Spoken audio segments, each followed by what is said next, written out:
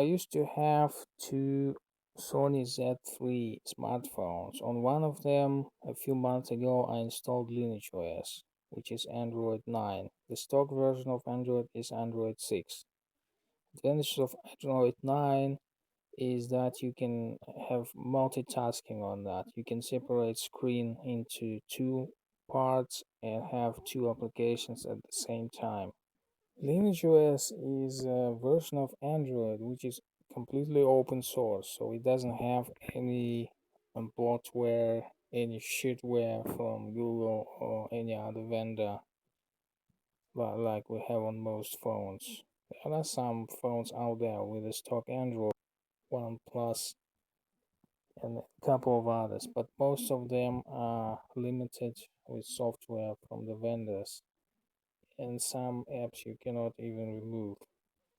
In LineageOS, we have complete freedom. It reminds me old PC where you can install Linux or Windows and you can do whatever you want with that. You can install any app manually from the internet. So good old times are now back again when you install Linux on your phone. Disadvantages for those who like to do everything through Play Store, like install the apps right from there. You don't have App Store, you don't have YouTube, you don't have Google Apps in general. So you have to install them manually. Like you go to Google website and download Google Maps. You can download WhatsApp, Telegram, and any other app you need. But you have to find it either on the developer's website or you can go to the available stores like APK Monk, 7Z, Huawei store, or any other way you can grab your APK file. Going to website of WhatsApp and download APK file from there. The same thing I do with Telegram and Google Maps. Unfortunately, Firefox is not downloadable from their website, so I have to look for it on APK Monk. Having used LineageOS for a few months now, I can say that I have everything I need on a normal phone. WhatsApp, Telegram, Opera. You just have to grab them manually from the internet and install them. It's very nice that, like in good old times, I don't have any account on my device. I just use the apps and I don't have to type any private data.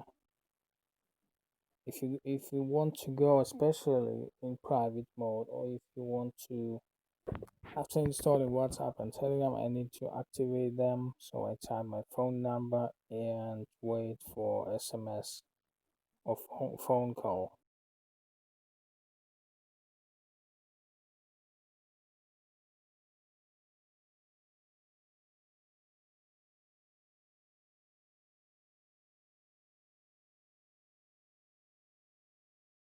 Bypass censorship or something, or what your provider might have on specific websites, then you need to use Tor, the Onion browser. There are Android versions of Tor. One of them is Orbot, which also has a VPN, so you can make all your phone go through those nodes rather than directly connect to the servers. Or you can just use a browser, a Tor ported to Android.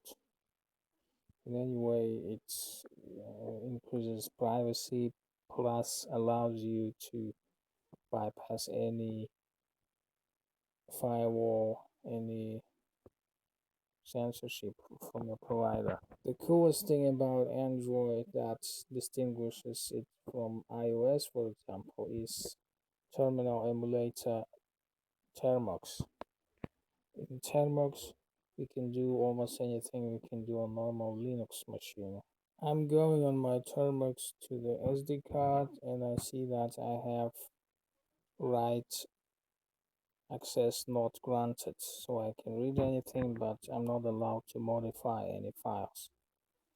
To deal with that, I type command termux setup storage, which creates storage folder in home directory, and from there I can go to specific folders or in which I'm allowed to work, like pictures, videos, music, etc. So beginning from new Androids, from 9 I think, you cannot just walk through all the file system SD card.